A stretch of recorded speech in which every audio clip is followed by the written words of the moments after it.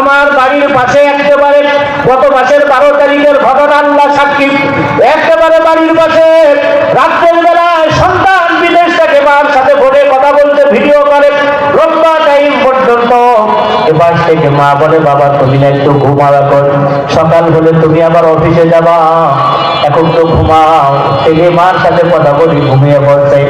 এবার থেকে ঘন্টা খানিক পরে মা হঠাৎ অসুস্থ, উঠা বসা করে। স্বামী ঘরের বাহিরে গিয়ে জিজ্ঞাসা করছে কি হয়েছে, কয় জানি না, কিন্তু ভিতরে কেমন জ্বালা পোড়া। রাত যত গভীর হয় জ্বালা পোড়া তত বাড়ে। আস্তে আস্তে করে আমাদের গ্রাম থেকে নগরকান্দা, এটা থানা উপজেলা স্বাস্থ্য কমপ্লেক্সে নিয়ে আসলো। এখান থেকে ফরিদপুর 250 বেডে 500 বেড, যেটা এখান থেকে হার্ট ফাউন্ডেশনে হয়ে গেল সকাল 9টা।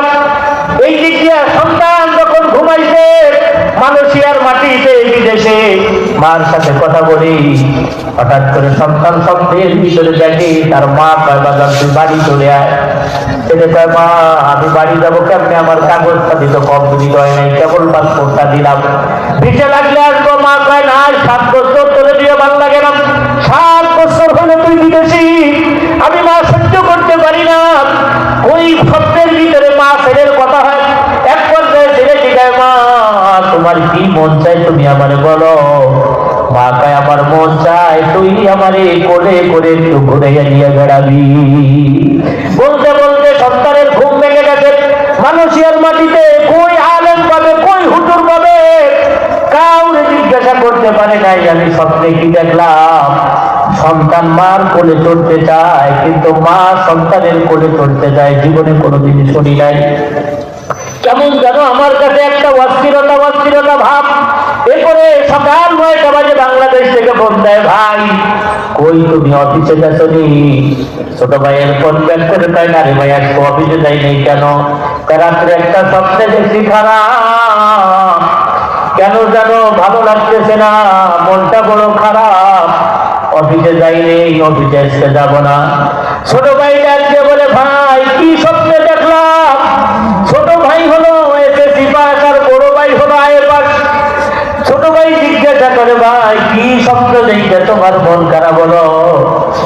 রাত্রে মার সাথে কথা বললাম, মার বললো কানে রাখলাম, ঘুমাইলাম, ঘুমের ভিতরে স্বপ্নে দেখি মা আমাকে বলে, বাবা আমার একটু কোলে কইরে ঘুরবি, তুই দেশে চলে আয়।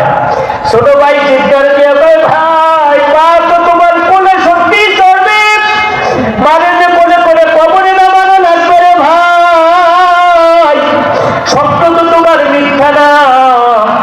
কি বলি? বলে, হ্যাঁ মা তো এই যে 9টা বাজে হার্ট ফাউন্ডেশনে মারা গেছে।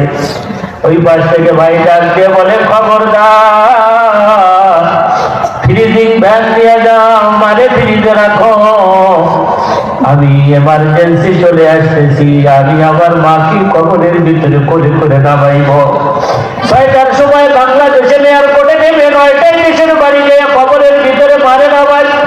সন্তান চিৎকার করে আর কাঁদে, মা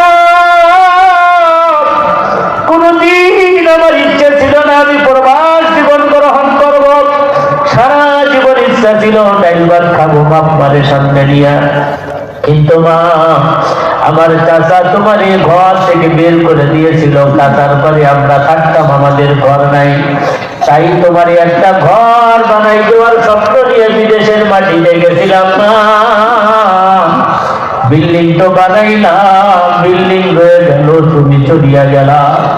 আমার চাচির একটা স্বর্ণের চেন 1 ঘন্টার জন্য তুমি হাওলা চাইছিলাম, তোমার দেয় নাই। আমি দূরের থেকে দেখে কান্না করছিলাম, তোমার চোখ দিয়ে পানি বের হয়েছিল। আমি তোমার জন্য 5 ভরি স্বর্ণ কিনেছি মা, এই পর্যন্ত বলি নাই যে আমি আমার মারে সারপ্রাইজ দিব নিয়া স্বর্ণের জোড়া মালাটা আমার মার হাতে পরাইয়া দিব, আর আমার মার কানে স্বর্ণের জিনিসটা দিব, আমার মা খুশি হবে। মানে তুমি আজকে কবরে চলে গেলা, কে পড়বে আমার এইটা? বাইরে যাদের বাবা বাচ্চা আছে হাতে ধরি পায়ে পড়ি, ভাই আব্বা আমারে দুঃখ দিও না, কষ্ট দিও না। স্ত্রী যদি অবাধ্য হয়, গোপনে হইলেও বাপ মার জন্য কিছু কইল। সন্তান বাপ মার জন্য গোপনে কিছু করলে সেটা গুনাহ হয়।